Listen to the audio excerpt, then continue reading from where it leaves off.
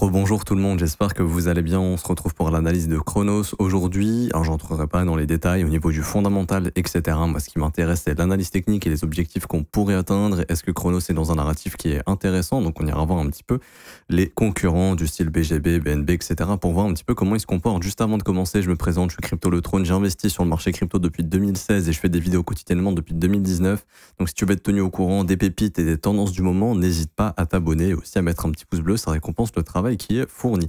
Alors ici, pour revenir sur Chronos, graphiquement c'est aussi, on a une grosse impulsion qui est plutôt pas mal. Je vais essayer de rentrer un petit peu dans les différents cas de figure en fonction des profils. Juste avant, on va aller voir un petit peu au niveau de la capitalisation du CRO, on est à combien et voir les concurrents sont à combien.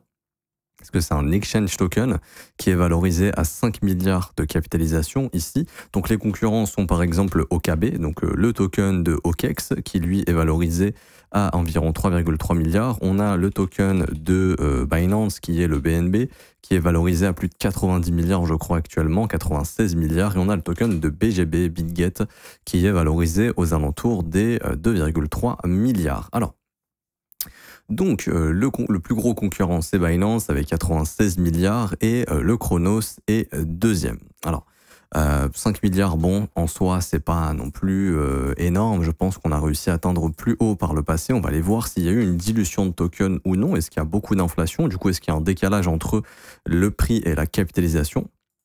Donc, à l'ATH, on était monté jusqu'à à peu près 90 centimes de dollars. En market cap, on était aux environs des 22 milliards. Donc non, il n'y a pas de dilution ici. On a peut-être un petit peu, mais pas énormément. Donc, il n'y a pas énormément d'inflation. Ça, c'est positif. Alors, ce qu'il faut comprendre, c'est que les exchange tokens sont tout simplement des tokens qui montent énormément pendant les bull runs. Pourquoi? Parce qu'en fait, ce qu'il faut comprendre, c'est que généralement, les exchange tokens, ça donne beaucoup d'avantages sur les plateformes. Par exemple, si vous avez du BGB sur BitGet, vous payez moins de frais, vous pouvez participer à des airdrops, vous avez des remises, vous pouvez participer à des concours, vous pouvez participer à des airdrops, enfin, vous pouvez participer à plein de choses et vous pouvez vraiment gagner des lots qui sont sympas. Et les plateformes essayent de mettre ça en avant parce que généralement, ce sont les plateformes qui détiennent le plus gros du supply des exchange tokens.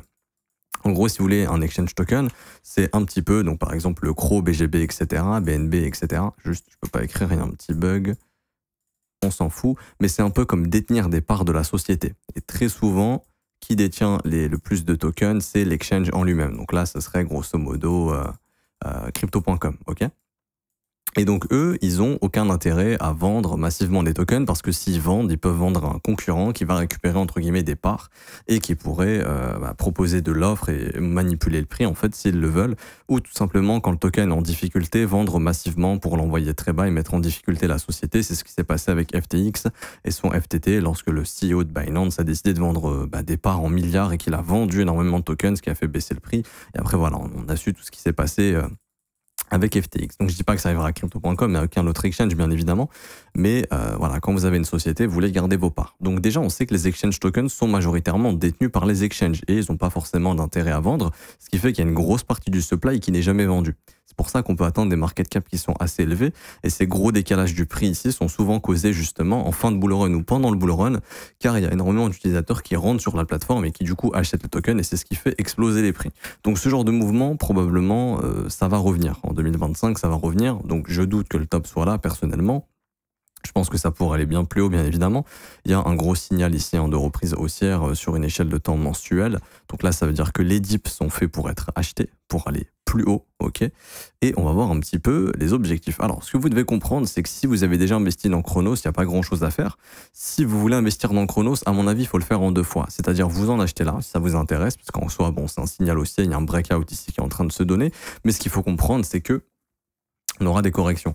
Et en fait, c'est beaucoup mieux d'acheter les dips que d'acheter les sommets. Là, vous voyez, si vous achetez les sommets, même s'il y a des dips, vous vous retrouvez à acheter cher. Ici, il y a un dip, donc ça baisse à peu près de 40% et ça remonte. Ici, ça rebaisse d'environ, une baisse beaucoup plus forte de 63% et ça remonte. Même pendant les bull runs, ici, ça baissait de 70%, ça remonte, après ça rebaisse de 70%, ça remonte, etc. Donc c'est beaucoup mieux en termes de profitabilité de rentrer ici que de rentrer là. Ok, parce que déjà, vous pouvez paniquer sur cette jambe de baisse.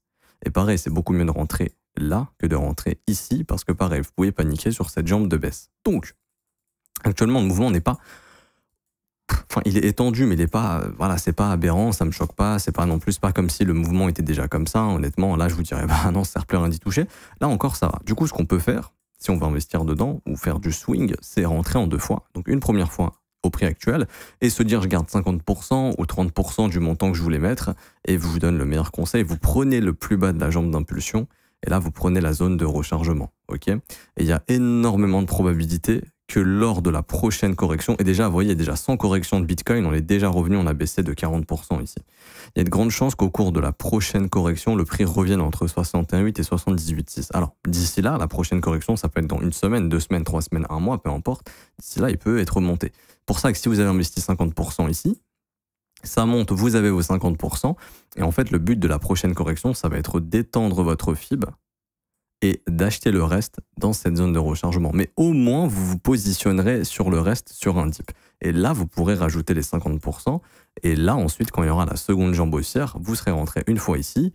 Ici, ça aura pumpé, il est possible même de prendre un petit peu de bénéfices, de dire, OK, mes bénéfices plus le cash que je voulais mettre, je le réinvestirai quoi qu'il arrive en zone de rechargement. Donc ça peut être encore plus haut, c'est pas grave, hein. Le but, c'est d'acheter une première fois ici. Si là, tout de suite, ça baisse, vous avez encore 50% pour acheter la correction. OK.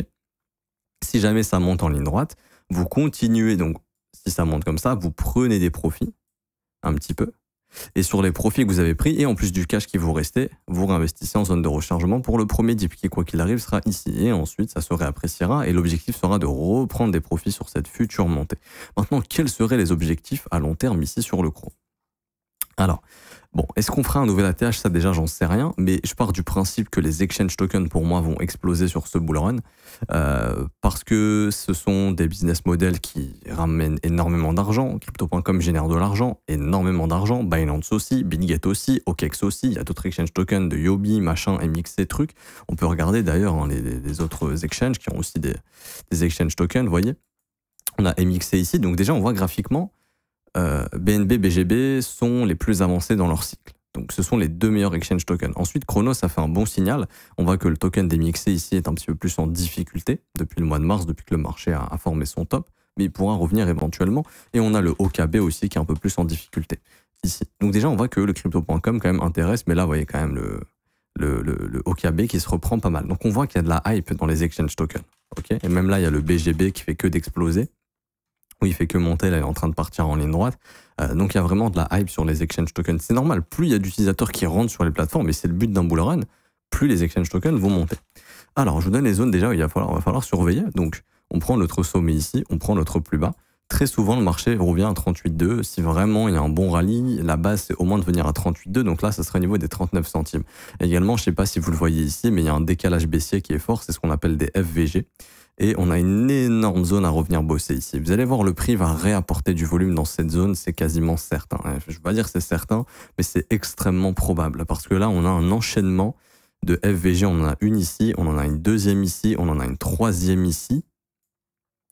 Et elles sont vectorielles. On a énormément de volume qui a été exécuté ici et ici. Donc si vous voulez toute cette zone-là, on va revenir consolider là-dedans très probablement. Ok ? Donc déjà, jusqu'aux 39 centimes, c'est extrêmement probable d'y revenir. Ensuite, souvent, ce que peut faire le marché, c'est un retracement de moitié. Donc à peu près ici au niveau des 49, mais je dirais plutôt qu'on essaiera d'aller chercher ces zones de stop ici, au-dessus des 54 centimes. Ensuite, ce sera la zone de rechargement de short. Donc si Chronos ne fait pas un ATH, il s'arrêtera là. C'est-à-dire que malheureusement, il n'ira pas plus haut que les 76 à 60 centimes de dollars. Et si jamais il arrive à faire un nouvel ATH, donc ça c'est des profits, hein. Là je vous le dis, déjà, on peut prendre des profits ici si vous avez investi bien bas, pourquoi pas, histoire de sécuriser les positions et racheter au prochain dip. Si c'est pas le cas, je pourrais comprendre que vous dites c'est encore trop bas. 38 de profit, donc aux environs des 39 centimes. Ensuite, 54 centimes profit. Ensuite, il y a une zone ici dans la zone de rechargement de short, pareil, profit, au niveau des 68 centimes. Ensuite, ATH profit, bien évidemment, parce qu'il y a beaucoup de gens qui vont se réveiller ici et qui vont prendre leur profit ou qui vont acheter le breakout. Donc, c'est intéressant de vendre quand les gens achètent les breakouts. Profit également 95. Et ensuite, si vraiment ça part sur un super cycle sur les exchange tokens que crypto.com voilà, attire énormément de gens, etc., on pourrait partir sur une extension de 168 à 200%. Ici, ça serait entre les 1,50$ et les 1,85$. Mais quoi qu'il en soit, l'objectif, c'est de prendre des profits sur la montée. Également, un conseil que je vous donne tout le temps, c'est de regarder la dynamique du prix. Et imaginons si le prix fait ça va être à chaque fois que le marché fait un nouveau sommet de regarder où est-ce qu'il était le creux et de mettre votre stop au dernier creux. Parce que si la dynamique est forte, on n'est pas censé retourner sous ce creux. Donc ça vous permet d'avoir un stop suiveur en fait qui monte de plus en plus des profits que vous prenez. Ok. Et ça vous permet, le jour où le marché se retourne, par exemple, avant d'avoir atteint vos derniers profits, donc imaginons que vous aviez des derniers profits ici, le marché n'y vient pas, vous avez votre stop qui est là, le marché refait ça, vous mettez votre stop ici, et là d'un coup il fait bam, là il y a une grande chance que le marché soit en train de se retourner, et ça vous évite en fait de rester dans le marché. Là le marché va exécuter tous les ordres restants qui vous restent en vente en fait, et ça vous permettra de sortir ici et d'éviter le marché baissier, parce qu'à un moment donné le marché redeviendra baissier peut-être dans 3, 6 mois, 1 an, mais vous voyez, les cryptos c'est des cycles, hein, pour ceux qui débutent.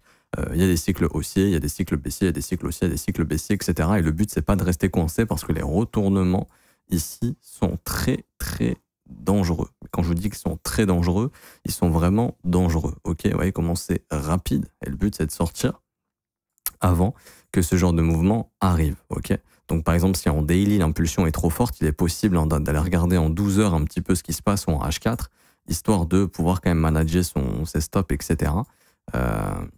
Ça peut être intéressant. Par exemple, ici, le dernier creux, il était là, ça vous faisait sortir ici. Si vous aviez encore des ordres, mais au moins, ça vous fait éviter tout le dump qu'on a derrière et tout le bear market. Ok. Donc, voici un petit peu les objectifs qu'on pourrait avoir. Pour moi, voilà, ça a du potentiel, honnêtement. Et comme je redis, le réflexe que vous devez avoir, vous prenez le dernier mouvement, la dernière impulsion, et je vous dirais même, en réalité, de prendre là tout ce mouvement, pourquoi pas. C'est vous qui décidez, mais dites-vous que lors de la prochaine correction, on reviendra très probablement dans cette zone entre 61,8 et 78,6. Donc là, votre objectif, c'est vraiment soit d'acheter ici, de remettre un ordre dans cette zone. Donc là, ça serait... on va essayer de combiner les zones un petit peu pour voir où est-ce que ça tape. Mais voilà, il y aurait une bonne zone ici autour des 13 centimes à peu près 10 centimes, ok, si jamais on y revient en cas de correction du Bitcoin. Et si jamais ça monte, vous continuez d'étendre cette zone pour racheter quand ça reviendra ici. Et ensuite, vous continuez de prendre des profits sur la future remontée. Vous étalez vos profits en fonction des zones que je vous ai données. Ou si vous voulez prendre profit avant, vous prenez profit avant. Moi, je vous ai vraiment donné les zones importantes, mais on n'est pas obligé de prendre des profits nécessairement comme ça. Je vous ai vraiment donné les zones qui, pour moi, ont le plus d'intérêt en termes de profitabilité. Mais chacun gère ses profits comme il l'entend. Mais il faut juste se dire que votre plan doit être adéquat pour résister aux corrections et ne pas les vendre en mode panique. Parce que je vous le dis, c'est très compliqué. Quand tous les jours, vous habituez votre cerveau à avoir du profit latent qui augmente, genre à plus de 1500. Aujourd'hui, mon wallet, il a plus 3000, 3002. Et d'un coup, bam, ça retourne à genre 1200. Bah, vous avez vite envie de sécuriser vos gains avant que ça aille plus bas, alors que souvent c'est le dip en fait. Après le marché remonte et vous vous retrouvez à avoir vendu ici. Alors que si vous avez pris des profits sur la montée, vous avez du cash et sur ce genre de mouvement, vous flippez pas, vous avez le cash pour acheter moins cher et là vous savez automatiquement que derrière vous allez pouvoir refaire plus de gains. Donc je m'arrête ici pour Chrono, j'espère que ça vous aura plu. Si c'est le cas, n'hésitez pas à laisser un petit pouce bleu, vous abonner si ce n'est pas déjà fait. Également, je rappelle, en commentaire épinglé, vous avez l'accès au copy trading. Tous les ordres s'exécutent automatiquement sur votre compte, donc ça vous ramène sur cette page. Vous pouvez aussi vous inscrire sur BitGet, sur une plateforme partenaire, c'est la meilleure plateforme en 2024, c'est sur cette plateforme qu'on fait le copy trading. Vous obtiendrez aussi 20 USDT lors de l'inscription. Donc ça, c'est super bien. Vous avez aussi des réductions sur les frais, des bonus de dépôt en fonction du bonus que vous avez, enfin, du dépôt que vous allez faire sur la plateforme. Vous aurez un bonus de trading que vous pourrez utiliser. Donc, il y a plein d'avantages en passant via l'autre lien que vous n'aurez pas si vous ne passez pas via l'autre lien. Et si vous ne passez pas via l'autre lien, vous n'aurez pas accès au copy trading ni à la formation gratuite. Donc, il faut s'inscrire via ce lien juste ici. Également, vous avez accès à l'école si vous le souhaitez. Donc, pour rejoindre le copy trading, j'ai oublié de le préciser, mais c'est simple, hein. Vous regardez cette vidéo, configurez le copy trading, j'explique tout dedans. Et vous regardez aussi juste cette image stratégie à copier, puisque ça a changé depuis la vidéo. Vous avez juste à copier les stratégies que vous voyez ici. Donc, vous pouvez prendre une photo, prendre un screen ou simplement le lien. Il est juste ici, stratégie à copier. Et ensuite, pour ceux qui veulent rejoindre tout simplement l'école, si vous voulez vous former à mes côtés tous les jours du lundi au vendredi, avoir accès aux petites pépites qu'on voit dans l'école, les stratégies qu'on met en place, la formation de l'école également qui vous formera de A à Z ici avec une formation de 19 heures composée de 8 modules. Ça se passe dans l'école, ça commence à partir de seulement 49 € par mois, c'est sans engagement et vous avez aussi les offres 3, 6 et 12 mois si vous le souhaitez. Vous avez tous les témoignages des élèves actuellement ici.